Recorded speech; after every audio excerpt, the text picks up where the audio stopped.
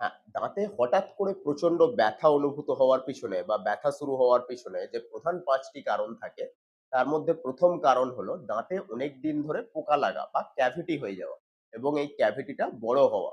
তো ১ম কি হয় আমাদের দাঁতের যখন ক্যাভিটি শুরু হয় তখন শুরুতে সেরকম কিছু আপনার বোঝা যায় না। সেরকম কোনো কিছুই অনুভূত হয় না। বিকজ এই ক্যাভিটিটা দাঁতের উপরের লেয়ার, এনামেল লেয়ার অব্দি থাকে। এর পরবর্তীকালে ওই ক্যাভিটিটা বাড়তে থাকে বিকজ ওখানে ব্যাকটেরিয়ার সংক্রমণ হতে থাকে, ব্যাকটেরিয়ার অ্যাকুমুলেশন হতে থাকে, খাবার আটকাতে থাকে, স্টাক হয়ে যেতে থাকে। এর পরবর্তীকালে ডেন্টিন অব্দি যখন চলে যায় দাঁতের ২য় লেয়ার, তখন একটু হালকা শিরশির করা অনুভূত হয়। কিন্তু যখন এই ক্যাভিটিটা বা দাঁতে পোকা লাগা যেটাকে আমরা সো কল্ড বলে থাকি, এটা যখন আরো গভীর হয়ে যায় এবং এই ক্ষতটা যখন আরো গভীর হয়ে যায়, দাঁতের ৩য় লেয়ার পাল্প অব্দি যখন চলে যায়, পাল্প যখন ইনফেক্টেড হয়ে যায়, দাঁতের মধ্যে থাকা নার্ভ, ব্লাড ভেসেল যখন ইনফেক্টেড হয়ে যায়, তখন তীব্র ব্যথা শুরু হয়। তখন হঠাৎ করে এটা শুরু হতে পারে। দ্বিতীয়ত কি হতে পারে? দাঁতের পাল্প ইনফেক্টেড হয়ে যাওয়া, যেটা আমরা অলরেডি কথা বললাম। দাঁতের পাল্প অব্দি যখনই ইনফেকশন পৌঁছে যায়, আমরা তীব্র ব্যথা অনুভব হতে পারে।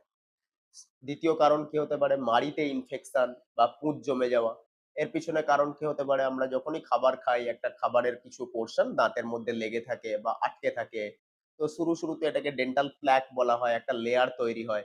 এর পরবর্তীকালে কি হয়? এই দাঁতের প্লাক জমতে এগুলো পাথরের মতো ব্রাউন কালারের বা খয়েরি বা হালকা হলুদ কালারের একটা পাথরের মতো লেয়ার তৈরি করতে থাকে দাঁত ও মাড়ির মাঝখানে।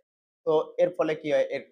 এটা দাঁতের যে ক্যালকুলাস তৈরি করে, এই দাঁতের ক্যালকুলাস যে আপনাকে পেরিওডন্টাইটিস বা গাম ইনফেকশন তৈরি করে।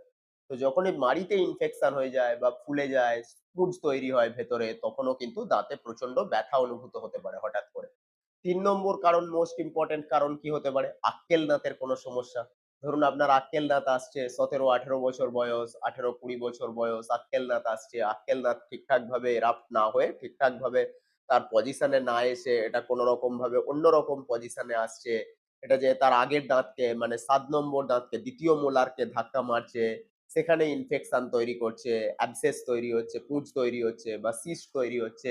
এক্ষেত্রেও দাঁতে হঠাৎ করে প্রচন্ড পরিমাণ ব্যথা শুরু হতে পারে। এছাড়া ৪ নম্বর কারণ কি হতে পারে? দাঁতে ক্র্যাক হয়ে যাওয়া বা দাঁতে ফাটল ধরা। ধরুন আপনি হঠাৎ করে খুব শক্ত কোনো একটা জিনিস দাঁতে কামড়ে ফেললেন।